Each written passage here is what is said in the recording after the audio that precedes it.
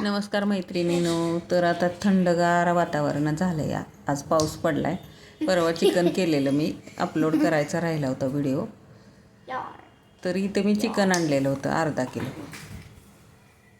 त्याच्यात थोडंसं 1 चमचा दही, हळद, मीठ लावून मिक्स करून ठेवलं होतं अर्ध्या तासासाठी. अर्धा तास 20 मिनटं वगैरे असं ठेवलं तरी पण चालतं. पण पहिल्यांदा आणल्या चिकन मी स्वच्छ धुवून घेते.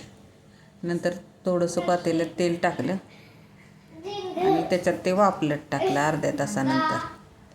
आणि वापलत टाकल्यावर आहे ना झाकण ठेवलं. त्याला ते रस्सा करायचा नव्हता, मला रस्स्यातलं चिकन नव्हतं करायचं. थोडंसं 1 वाटीभरच पाणी ओतून त्याला फक्त त्याच्यातल्याच पाण्यात शिजवून मसाला आणि ते. कधीतरी आपण सुक्कं पण तसंच करू शकतो. आणि वापलत ठेवलं. कांदा, टॅमॅटो, खोबरं चिरून घेतलं तोपर्यंत वाफ येईपर्यंत. आता जरा गॅसची बचत करायला पाहिजे म्हणून गॅसजवळ उभा राहूनच स्वयंपाक करावा लागतो शक्यतो आपल्याला त्यासाठी. आणि नंतर एका बाजूला खोबरं भाजून घेतलं. खोबरं एकदम चुलीत जर कांदे टाकले ना तर छान भाजून निघतात.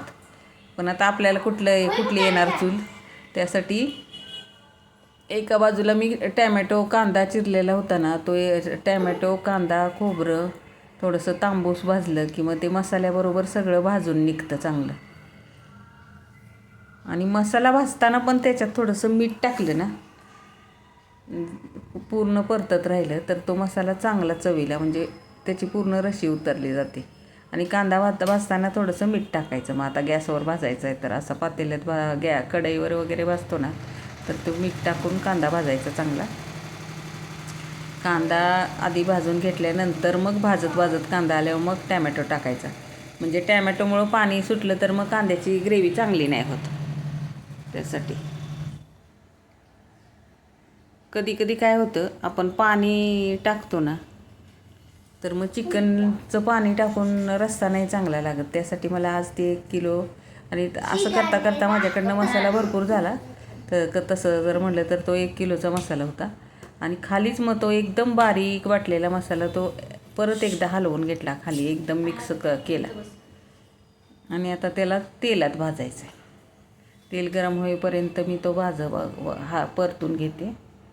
जर आपल्याला मसाल्याला चांगली ग्रेव्ही आणि मसाल्याची पुडी जर आणायची विसरली किंवा आवडत नसली तर आपण वेगवेगळ्या प्रकारच्या आपणच स्वतः फ्लेवर करू शकतो.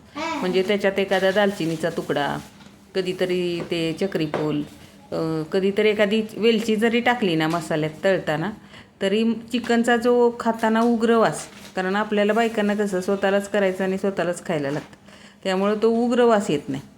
आणि मग ते ग्रेव्हीत परतून बघा किती छान झालं आहे. नक्की कमेंट